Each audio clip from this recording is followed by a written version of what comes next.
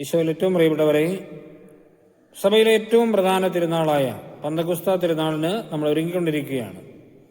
ഈശോയുടെ ഏറ്റവും വലിയ വാഗ്ദാനമാണ് പരിശുദ്ധാത്മാവ്. നടപടി പുസ്തകം 1-ാം അധ്യായം 4-ാം വാക്യത്തിൽ ഈശോ കൽപ്പിക്കുന്നുണ്ട്, നിങ്ങൾ ജെറുസലേം വിട്ടുപോകരുത്. എന്നിൽ നിന്ന് നിങ്ങൾ കേട്ട പിതാവിന്റെ വാഗ്ദാനം കാത്തിരിക്കുക. പരിശുദ്ധാത്മാവിനെ സ്വീകരിക്കാനുള്ള ഏറ്റവും പ്രധാന ഒരുക്കം നടത്തേണ്ടത് ജെറുസലേമിലാണ്. ഈ ഒറ്റ കാര്യം മാത്രമേ ഈശോ നമ്മിൽ നിന്ന് ആവശ്യപ്പെടുന്നുള്ളൂ. ജെറുസലേം വിട്ടുപോകരുത്, കാത്തിരിക്കണം. അതായത് ജെറുസലേം എന്ന് പറഞ്ഞാൽ ഈശോയുടെ രക്തം വീണ് കുതിർന്ന മണ്ണുള്ള ഇടമാണ്. എന്ന് വച്ചാൽ ഈശോയുടെ രക്ഷാകര കൃത്യങ്ങളെല്ലാം നടമാടിയ സ്ഥലമാണ് ജെറുസലേം. കൂടുതൽ വ്യക്തമായി പറഞ്ഞാൽ തമ്പുരാന്റെ സാന്നിധ്യമുള്ള സ്ഥലമാണ് ജെറുസലേം. ഈശോയുടെ സാന്നിധ്യത്തിലായിരിക്കുക, പരിശുദ്ധാത്മാവിന് വേണ്ടി ദാഹിച്ച് കാത്തിരിക്കുക എന്നുള്ളതാണ് ഈ ദിവസങ്ങളിൽ നമ്മൾ ചെയ്യേണ്ടത്. കാരണം യോഹന്നാന്റെ സുവിശേഷം 14-ാം അധ്യായം 16-ാം വാക്യത്തിൽ നമ്മളിങ്ങനെ വായിക്കുന്നുണ്ട്, ഞാൻ പിതാവിനോട് അപേക്ഷിക്കുകയും എന്നേക്കും നിങ്ങളോടുകൂടി ആയിരിക്കുവാൻ മറ്റൊരു സഹായകനെ അവിടുന്ന് നിങ്ങൾക്ക് തരുകയും ചെയ്യും. നമ്മുടെ പ്രാർത്ഥന കൊണ്ട് ഒരിക്കലും പരിശുദ്ധാത്മാവിനെ നമുക്ക് നേടിയെടുക്കാൻ സാധിക്കില്ല. എന്നാൽ നമുക്ക് വേണ്ടി പരിശുദ്ധാത്മാവിനെ നൽകുവാനായി പിതാവിന്റെ സന്നിധിയിൽ അപേക്ഷിക്കുന്നത് കർത്താവ് മിശിഹായാണ്. കർത്താവ് മിശിഹ അവിടുത്തെ പീഡാസഹന മരണ ഉത്ഥാനങ്ങളുടെ യോഗ്യത കൊണ്ട് ദൈവപിതാവിനോട് അപേക്ഷിക്കും, പരിശുദ്ധാത്മാവിനെ തൻ്റെ മക്കൾക്ക് നൽകണമേ എന്ന്. ആ പുത്രന്റെ അപേക്ഷ ദൈവപിതാവിനെ തള്ളിക്കളയാൻ ഒക്കില്ല. അതുകൊണ്ട് കർത്താവ് സമൃദ്ധമായി പരിശുദ്ധാത്മാവിനെ നമുക്ക് നൽകും. പക്ഷെ നമ്മൾ ഒറ്റ കാര്യം ചെയ്യണം, ജെറുസലേം വിട്ടുപോകരുത്. എന്ന് പറഞ്ഞാൽ കർത്താവിന്റെ സാന്നിധ്യത്തിൽ ആയിരിക്കുക എന്നുള്ളതാണ് ഈ ദിവസങ്ങളിൽ നമ്മൾ ചെയ്യേണ്ട ഏറ്റവും പ്രധാനപ്പെട്ട കാര്യം. ആഗ്രഹിച്ച് പ്രാർത്ഥിക്കാം, പരിശുദ്ധാത്മാവിന്റെ അഭിഷേകം കിട്ടും, ഉറപ്പാണ്. കാരണം നമ്മുടെ ജീവിതങ്ങളിലൊക്കെ പരിശുദ്ധാത്മാവ് വളരെ അത്യാവശ്യമാണ്. കാരണം ഉൽപ്പത്തിയുടെ പുസ്തകം 1-ാം അധ്യായം 2-ാം വാക്യം ഇങ്ങനെയാണ്, ദൈവത്തിന്റെ ചൈതന്യം വെള്ളത്തിനു മീതെ ചലിച്ചുകൊണ്ടിരുന്നു. എല്ലാറ്റിൻ്റെയും ആരംഭത്തിൽ ദൈവത്തിന്റെ ചൈതന്യം ചലിച്ചുകൊണ്ടിരുന്നു. അതായത് പരിശുദ്ധാത്മാവ് അവിടെ ഉണ്ടായിരുന്നു.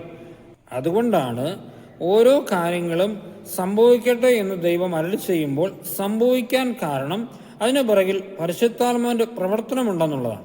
എന്ന് പറഞ്ഞാൽ നമ്മുടെ ജീവിതങ്ങളിലും നമ്മുടെ എല്ലാ കാര്യങ്ങളും, നമ്മുടെ പഠനമായാലും ജോലിയായാലും പ്രാർത്ഥനയായാലും എന്തായാലും അത് ഫലവത്താകാനുള്ള ഏറ്റവും പ്രധാന ഘടകം അതിന് പുറകിൽ പരിശുദ്ധാത്മാവിന്റെ പ്രവർത്തനം ഉണ്ടായിരിക്കും എന്നുള്ളതാണ്. അതുകൊണ്ട് പ്രിയപ്പെട്ടവരെ, നമുക്ക് ഈ ദിവസങ്ങളിലൊക്കെ ആഗ്രഹിച്ച് പ്രാർത്ഥിച്ച് ഈ ജെറുസലേമിലായിരിക്കാം, ദൈവത്തിന്റെ സാന്നിധ്യത്തിലായിരിക്കാം.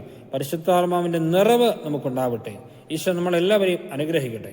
പരിശുദ്ധാത്മാവേ, നീ എഴുന്നള്ളി വരണമേ എൻ്റെ ഹൃദയത്തിൽ, ദിവ്യദാനങ്ങൾ ചിന്തി എന്നുള്ളിൽ ദൈവസ്നേഹം നിറയ്ക്കണേ. നമുക്ക് പ്രാർത്ഥിക്കാം.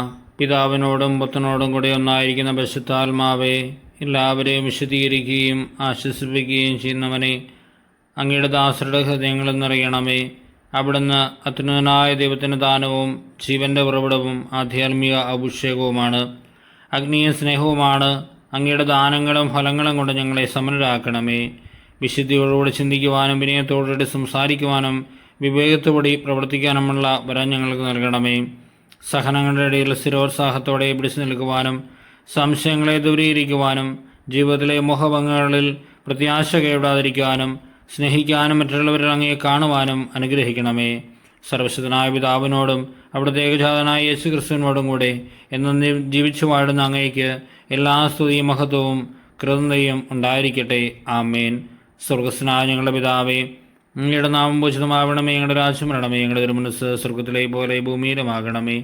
അന്നു വേണ്ടി ആഹാരം നീ ഞങ്ങൾക്ക് തരണമേ. ഞങ്ങളുടെ തിരച്ചിരുന്നവരോട് ഞങ്ങൾ ക്ഷമിക്കുന്ന പോലെ ഞങ്ങളോട് ക്ഷമിക്കണമേ. ഞങ്ങളെ പ്രലോഭനത്തിലെത്തരുതേ, തിന്മയിൽ ഞങ്ങളെ രക്ഷിക്കണമേ. നന്മ നിറഞ്ഞു പറയുമേ, സുസ്ഥീ കർത്താവ് അങ്ങയിലൂടെ സ്ത്രീകൾ അനുഗ്രഹിക്കപ്പെടാകുന്നു. അങ്ങയുടെ ദുരിതത്തിന് ഫലമായി ഈശോ അനുഗ്രഹിക്കപ്പെട്ടവനാകുന്നു. പരിശുദ്ധ മറിയമേ, തമ്പുരാന്റെ അമ്മേ, പാപികളായ ഞങ്ങൾക്ക് വേണ്ടി എപ്പോഴും ഞങ്ങളുടെ മരണസമയത്തും തമ്പുരാനോട് അപേക്ഷിക്കണമേ. പിതാവിനും പുത്രനും പരിശുദ്ധാത്മാവിനും സ്തുതി, ആദ്യം മുതൽ എന്നേക്കും. ആമേൻ.